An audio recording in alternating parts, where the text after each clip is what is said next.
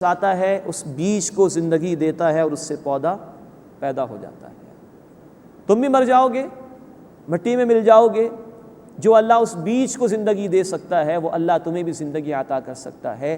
لعلکم تذکرون، تاکہ تم غور و فکر کرو۔ والبلد الطیب یخرج نباتہ باذن ربہ، اور پاکیزہ زمین سے اس کا سبزہ اس کے رب کے حکم سے پاکیزہ ہی نکلتا ہے۔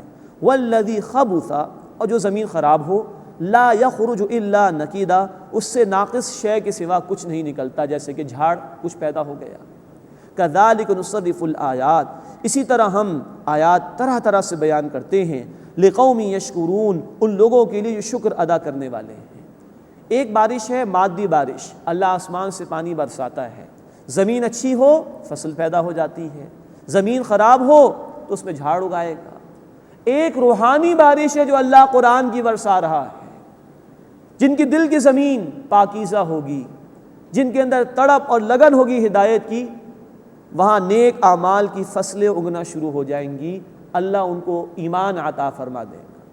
اور اللہ بارش برسا رہا ہے روحانی قرآن کی، لیکن جن کے دلوں کے اندر تعصب ہوگا، تکبر ہوگا، ہٹ دھرمی ہوگی، جان بوجھ کر جو حق سے علیحدہ ہو رہے دور ہو رہے ہیں، ان کے ہاں پھر برائیاں ہی برائیاں ہوں گی، ان کو اس حق سے کوئی فائدہ نہیں ملے گا۔ کذالک نصرف الآیات لقوم یشکرون، اسی طرح ہم آیات کو طرح طرح سے بیان کرتے ہیں ان لوگوں کے لیے جو شکر ادا کرتے ہیں۔ اللہ ہمیں ان آیات پر غور و فکر کرنے اور شکر ادا کرنے کی توفیق عطا فرمائے۔ اس کے بعد ایک طویل سلسلہ آ رہا ہے رسولوں کے حالات کے حوالے سے۔ 6 رسولوں کے حالات اس سورہ مبارکہ میں اللہ تعالیٰ نے بیان فرمائے۔ 6 رسولوں میں سے 3 وہ ہیں جو ابراہیم علیہ السلام سے پہلے ہیں، یعنی نوح علیہ السلام، ہود علیہ السلام اور صالح علیہ السلام، اور 3 رسول وہ ہیں جو ابراہیم علیہ السلام کے بعد ہیں۔ لوط علیہ السلام جو بہرحال ابراہیم علیہ السلام کے بھتیجے ان کے دور میں ہی تھے، پھر شعیب علیہ السلام اور پھر موسیٰ علیہ السلام۔ 6 رسولوں کے حالات یہاں بیان ہوئے ہیں۔ مزید نوٹ فرمائیے کہ ان 6 رسولوں کے حالات مزید تفصیل سے سورہ ہود میں بھی آئیں گے انشاءاللہ، سورۃ الشعراء میں بھی آئیں گے، اور دیگر مکی سورتوں میں بھی ان کا بیان آئے گا۔ یہ حالات اللہ نے بار بار بیان کیے ہیں۔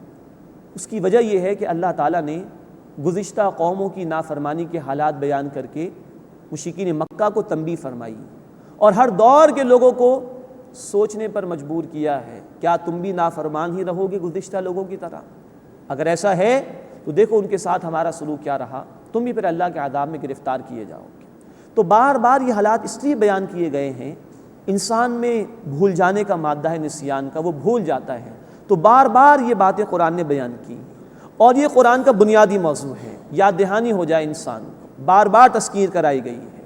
اسی لیے قرآن کہتا ہے سورۃ القمر آیت نمبر 17، آیت نمبر 22، آیت نمبر 32، آیت نمبر 40، ایک ہی آیت 4 مرتبہ، وَلَقَدْ يَسَّرْنَا الْقُرْآنَ لِلذِّكْرِ فَهَلْ مِن مُدَّكِرٍ، یقیناً اس قرآن کو ہم نے ذکر کے لیے، نصیحت کے لیے، ریمیمبرنس کے لیے آسان کر دیا ہے، کیا تم میں سے کوئی ہے جو نصیحت حاصل کرے؟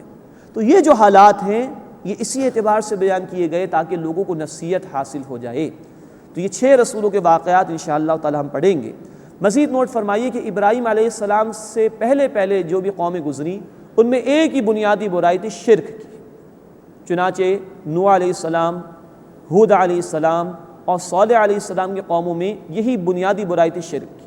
لیکن ابراہیم علیہ السلام کے بعد جو اقوام آئی ہیں ان میں شرک کے علاوہ دیگر برائیاں بھی موجود تھیں۔ لوط علیہ السلام کی قوم کا ذکر آئے گا، معاشرتی برائی تھی، ہم جنس پرستی، ہومو سیکچولیٹی میں مبتلا ہو گئے تھے۔ شعیب علیہ السلام کی قوم کا ذکر آئے گا، معاشی برائی، ناپ تول میں کمی کیا کرتے تھے۔ موسیٰ علیہ السلام آل فرعون کی طرف بھیجے گئے تھے، آل فرعون کا ذکر آئے گا، سیاسی برائی، سیاسی جبر کی برائی کے اندر وہ لوگ مبتلا تھے۔ تو ابراہیم علیہ السلام سے پہلے کی اقوام میں شرک کی برائی عام طور پر موجود تھی، ابراہیم علیہ السلام کے بعد جن اقوام کا ذکر ہے ان میں شرک کے علاوہ دیگر برائیاں بھی شامل ہو گئی تھیں۔ اب سب سے پہلے اس مقام پر نوح علیہ السلام کا ذکر آ رہا ہے۔ معلوم تاریخ کے مطابق نوح علیہ السلام کا جو عرصہ ہے وہ 4900 برس قبل مسیح، 4900 ایئرس BCE کا یہ پیریڈ ہے۔ گویا آج سے تقریباً 6900 برس پہلے تقریباً نوح علیہ السلام کا دور گزرا ہے۔ یہ عراق کے علاقے میں واقع تھے جہاں کردستان کا علاقہ بھی موجود ہے، اور تاریخ یہ بتا دی کہ اس وقت دنیا میں آبادی اسی علاقے میں تھی۔ فرمایا لقد ارسلنا نوحا الی قومہ، یقیناً ہم نے نوح علیہ السلام کو ان کی قوم کی طرف بھیجا۔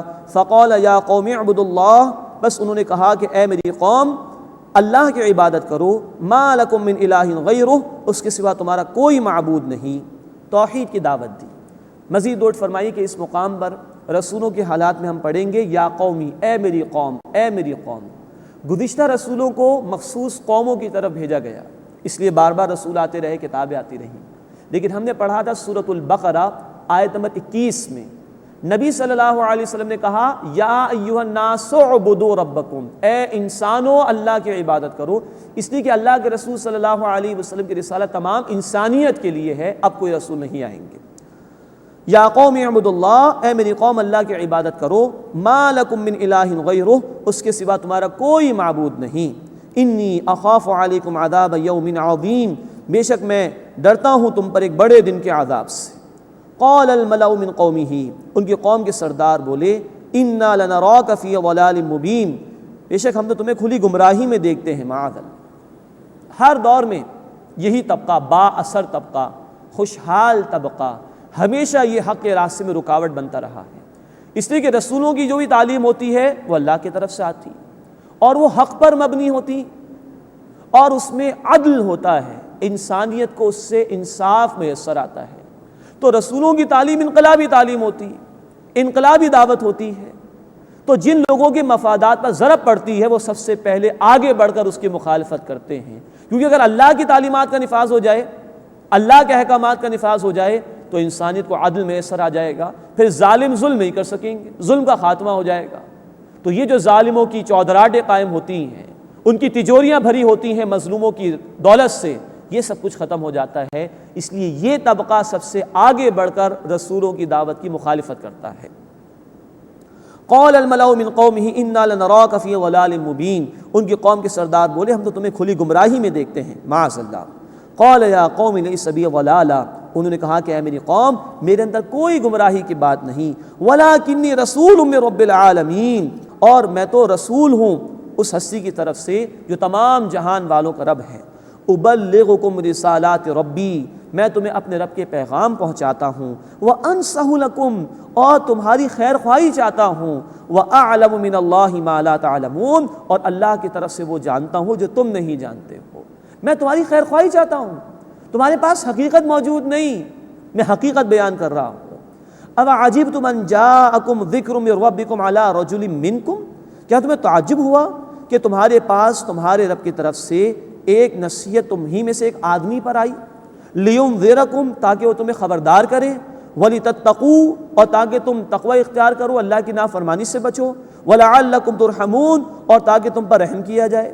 یعنی ایک نصیحت اللہ نے ایک بندے کو تمہارے لیے دی ہے تاکہ تم حق کی طرف آ جاؤ، اس پر تمہیں تعجب ہو رہا ہے۔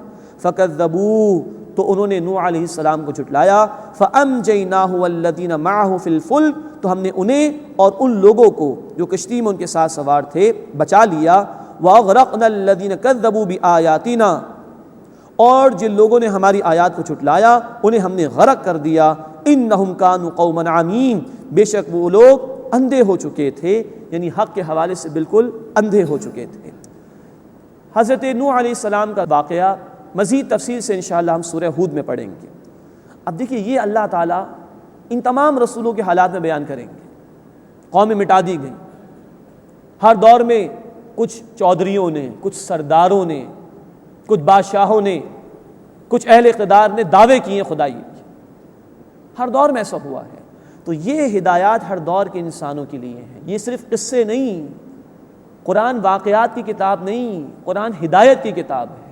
آج بھی اس دنیا میں ہم دیکھیں، آج بھی وہ لوگ ہیں جو خدائی کا دعویٰ کر رہے ہیں، we are the sole supreme power on the earth, ہم جو چاہیں گے کریں گے، کوئی خدا کا خوف نہیں، جس پر چاہے حملہ کر دیں، کوئی اصول، کوئی قانون، اس کا کوئی لحاظ نہیں۔ تو اللہ ہزاروں برسوں پہلے بھی علی کل شیء قدیر تھا، اللہ آج بھی علی کل شیء قدیر ہے۔ ہر دور میں اللہ بیان کر رہے ہیں، جن لوگوں نے رسولوں کی تعلیم کا انکار کیا، اللہ کے مقابلے میں بغاوت